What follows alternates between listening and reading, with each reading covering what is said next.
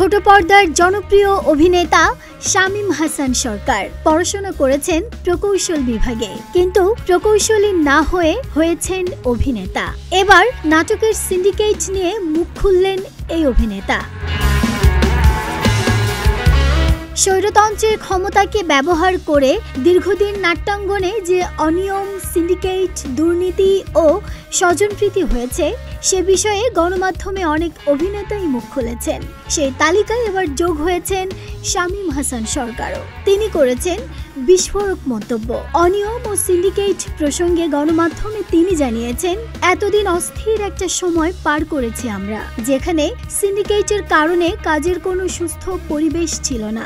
আমাদের কিছু শিল্পীর প্রভাব এতটাই বেড়ে গিয়েছিল যে তারা একটি প্রোডাকশনের সবকিছুই কন্ট্রোল করতেন। নায়িকা, এমনকি নায়িকার মা বাবা, বান্ধবীকে হবে সেগুলো পর্যন্ত ঠিক করে দিতেন তারা।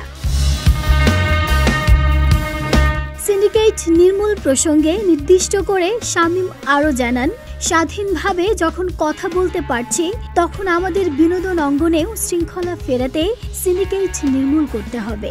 এই সিন্ডিকেট নাটকের ইন্ডাস্ট্রিকে নষ্ট করে ফেলছে।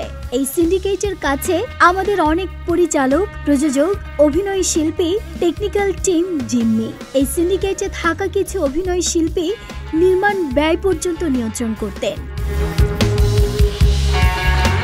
আপনি কোন গল্পে কাজ করছেন সেটা আগে ভাবতে হতো, কারণ গল্পে আওয়ামী লীগ সরকারের সমালোচনা হয় এমন কোনো কিছুর আঁচ পেলেই সেই নাটক থেকে আমাদের অনেক শিল্পীকেই সরে দাঁড়াতে হতো বা স্ক্রিপ্ট সম্পূর্ণ পরিবর্তন করে কাজ করতে হতো। তবে এখন আর সেই ভয় নেই। 5 অগস্টের পর থেকে সেই সব দুর্নীতিবাজ প্রভাবশালী শিল্পীদের থেকে অন্তত আমাদের শিল্পী সমাজ কিছুটা হলেও রেহাই পেয়েছে।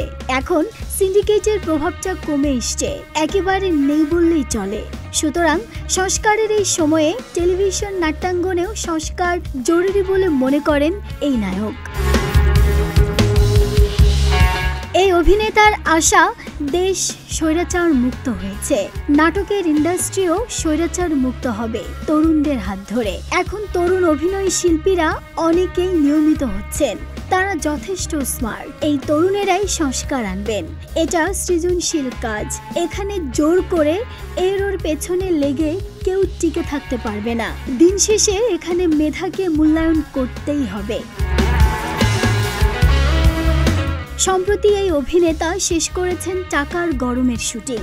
গল্পে দুর্নীতিবাজ এক কর্মকর্তার পাশাপাশি একজন সৎ মানুষের গল্প দেখানো হয়েছে। ডেস্ক রিপোর্ট, প্রতিদিনের বাংলাদেশ।